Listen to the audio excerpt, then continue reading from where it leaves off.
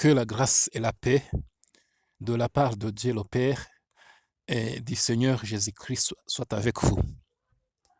Nous arrivons au troisième courant du christianisme appelé trinitarisme.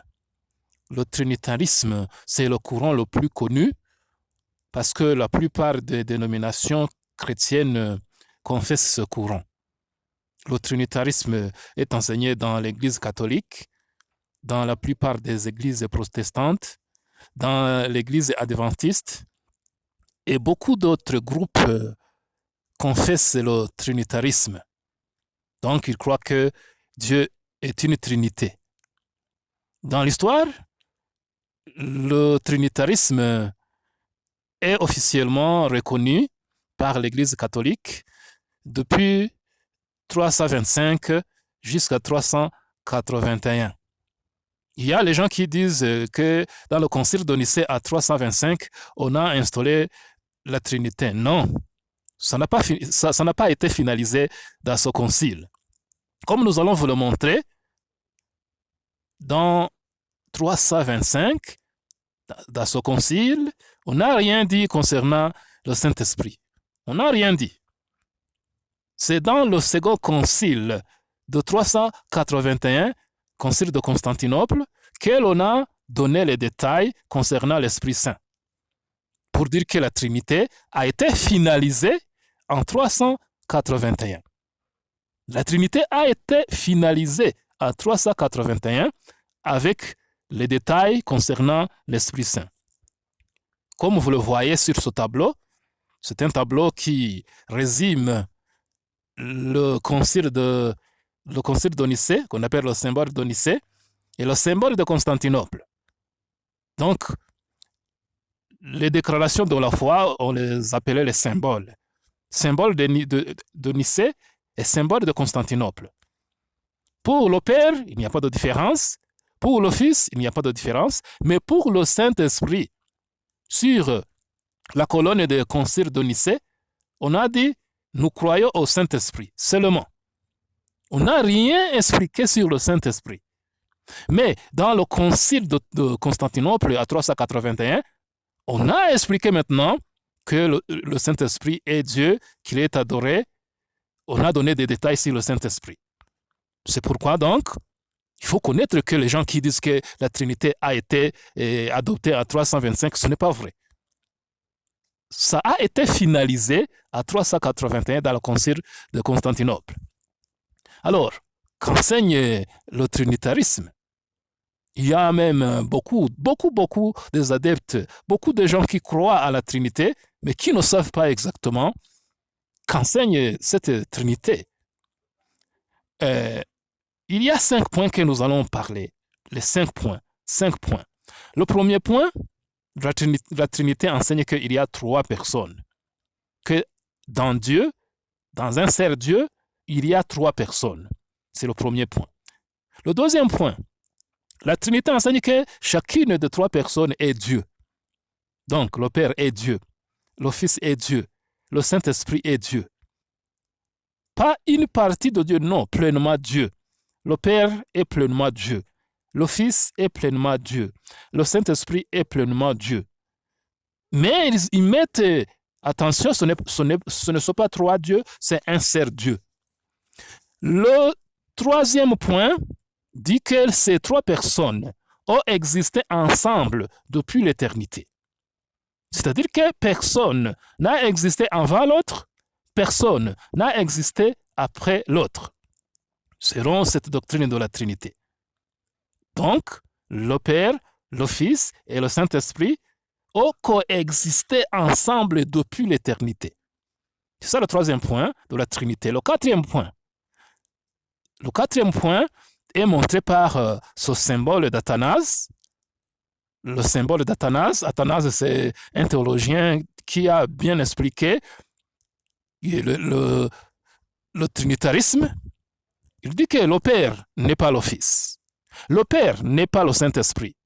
Le Fils n'est pas le Saint-Esprit. Le Fils n'est pas le Père. Le Saint-Esprit n'est pas le Père. Le Saint-Esprit n'est pas le Fils. C'est le point très important dans le trinitarisme. Et son symbole d'Athanase, comme vous le voyez, il est écrit en latin. Il est écrit en latin parce que l'Église catholique utilisait le latin comme la langue liturgique que l'on utilise dans la liturgie. Et le cinquième point, qui est le dernier, le trinitarisme enseigne que personne n'est supérieur à l'autre parmi les trois personnes qui forment la Trinité. Donc le Père est égal au Fils, est égal au Saint-Esprit. Personne n'est supérieur à l'autre. C'est ça le trinitarisme, la doctrine acceptée par beaucoup de chrétiens, beaucoup de dénominations. Sans doute dans cet enseignement, je n'ai pas envie d'entrer en détail pour dire voici les points positifs du trinitarisme, voici les points négatifs du trinitarisme.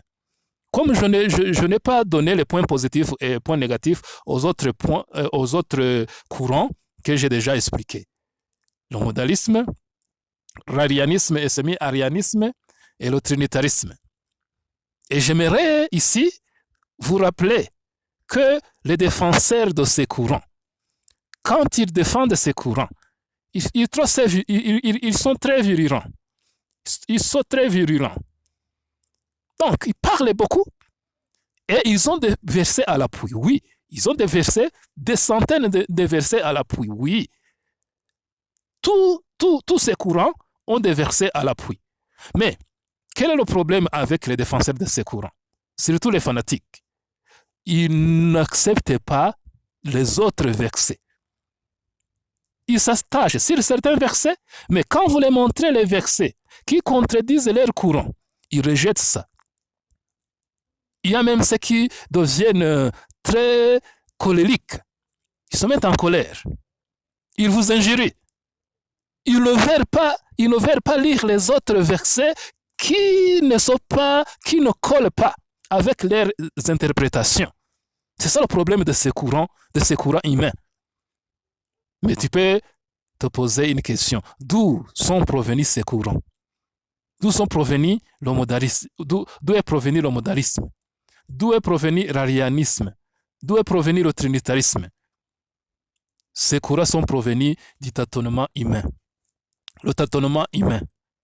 Ce n'est pas le Saint-Esprit qui a révélé ces courants.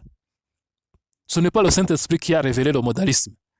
Ce n'est pas le Saint-Esprit qui a révélé l'arianisme. Ce n'est pas le Saint-Esprit qui a révélé le trinitarisme. C'est pourquoi ces courants sont basés sur certains versets, mais rejettent les autres. Et quand vous posez la question aux défenseurs de ces courants, vous les montrez certains versets, ils se mettent en colère. Ils ne veulent pas écouter ces autres versets. On dirait que la Bible est composée par des versets positifs et les versets négatifs. Donc, ces versets pour ces gens-là, ils ne sont pas à être considérés. Sans doute, vous voyez que quelqu'un qui se dit chrétien et qui rejette certains versets bibliques, qui ne veut pas lire certains versets bibliques, quand il amène un verset, il amène un autre verset, il amène un autre verset, il est très content.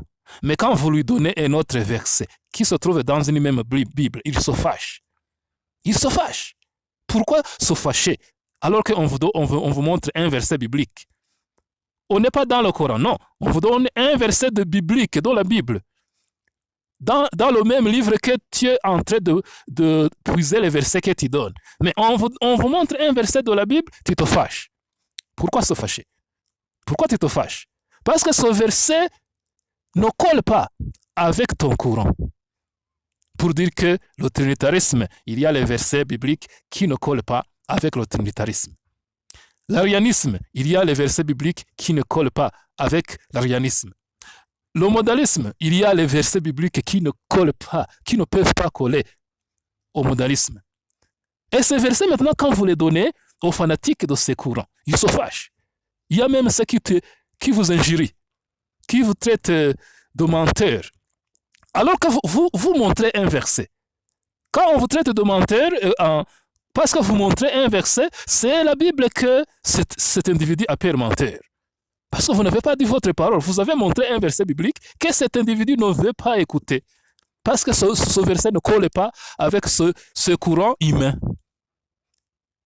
Mais ces gens-là disent, mais est-ce que ce que nous expliquons, ce n'est pas dans la Bible? Voici les versets, voici les versets. Il y a ceux qui miment, c'est ceux qui citent même des centaines de versets. C'est bien, citer les centaines de versets, c'est bien, mais pourquoi alors vous rejetez les autres versets? Pourquoi? Pourquoi vous rejetez? Personne ne doit rejeter un verset. C'est-à-dire que si ta doctrine, si ton courant, n'accepte pas tous les versets bibliques, c'est-à-dire que c'est un faux courant. C'est un faux courant.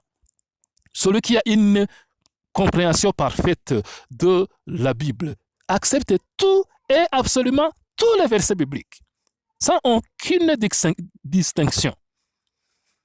Ainsi, nous terminons le troisième courant, le courant du christianisme d'origine humaine. La fois prochaine maintenant, nous allons vous montrer la quatrième, qui est la vraie version, ou le vrai courant du christianisme, qu'enseigne le vrai courant du christianisme, que j'ai appelé le christianisme primitif. Le christianisme primitif, qu'enseigne ce courant, concernant le Père, concernant le Fils, concernant le Saint-Esprit. Nous allons enseigner cela dans le prochain numéro. Que la grâce et la paix de la part de Dieu le Père et de son Fils unique Jésus-Christ soient avec vous.